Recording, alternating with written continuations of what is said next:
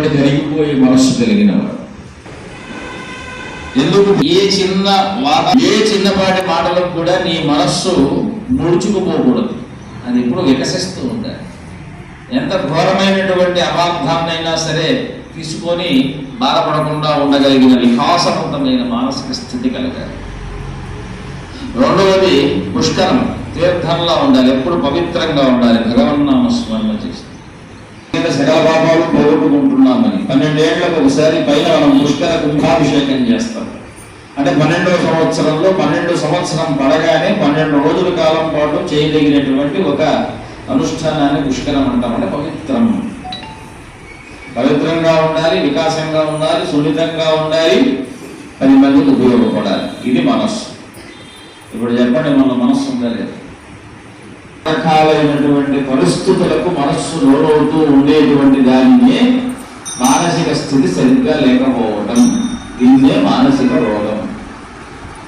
నిజమైన రోగి దేహానికి రోగం వచ్చిన వాడు కాదయ్యా, మనస్సు మానలేని వాడు నిజమైన రోగి. అందుకే పరమాత్మ గణపతి సంతోషాన్ని వరంగా సంతోషమాత రూపంలో ఇస్తే, కానీ ఆవిడ వాహనమే పిల్లి. అందుకే పిల్లులు ఎక్కడ సంచరిస్తూ ఉంటుంది, అక్కడ సంతానం బాగా ఉంటుంది. అరిష్టం దాని భాగాన్ని ఇక్కడ తీసుకురాకూడదు. కానీ పిల్లులు ఉన్నటువంటి స్థలంలో సంతానం బాగా ఉంటుంది, షష్ఠీదేవి అనుగ్రహం ఉంటుంది అని మార్జాల వాహినిగా అమ్మవారిని పిలుస్తూ ఉన్నారు. కృష్ణులు స్వామివారు తెల్లవారుజామున 7ంటికి మొదలుపెట్టి 40 నిమిషాలు మనకి ఏం చెప్పుకున్నారు అంటే, ఈ దేహం నీది కాదు, ఈ మనస్సు నీది కాదు, ఈ మనస్సు దేహము నీదే అని భ్రమించేటువంటి వారికి నేను ఒక మాట అడుగుతున్నాను. ఏది దీనికి కావలసినట్టుగా మనస్సును చిత్రీకరించి చూద్దాం, కొన్ని మనస్సు చెప్పినట్టుగా ఈ దేహాన్ని మలచి చూద్దాం. నిద్రకాలాలు వచ్చే ద్వారానే సంసారం. అందుకే మనస్సుని కష్టపెట్టుకుంటూ ఉండాలి. ఆ మనస్సు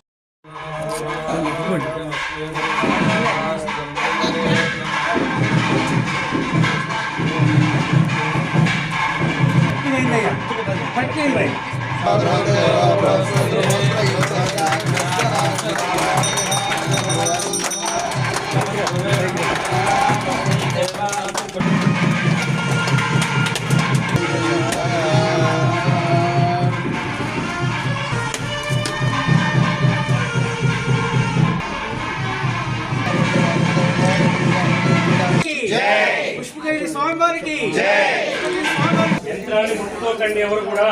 పదన్నమ్మ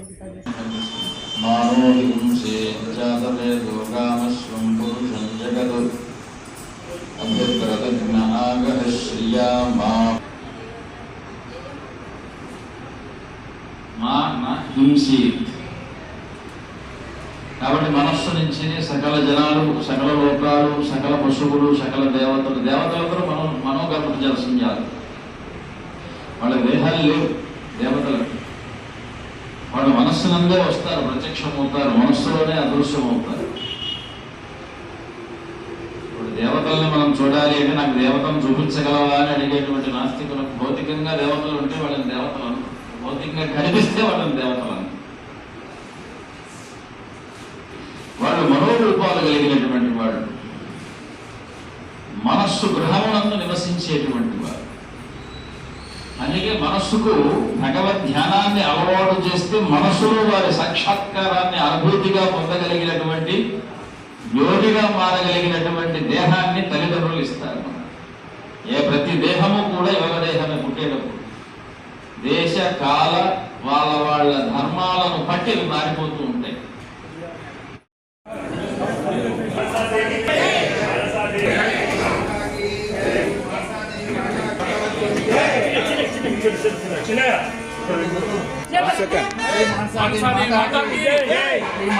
माता की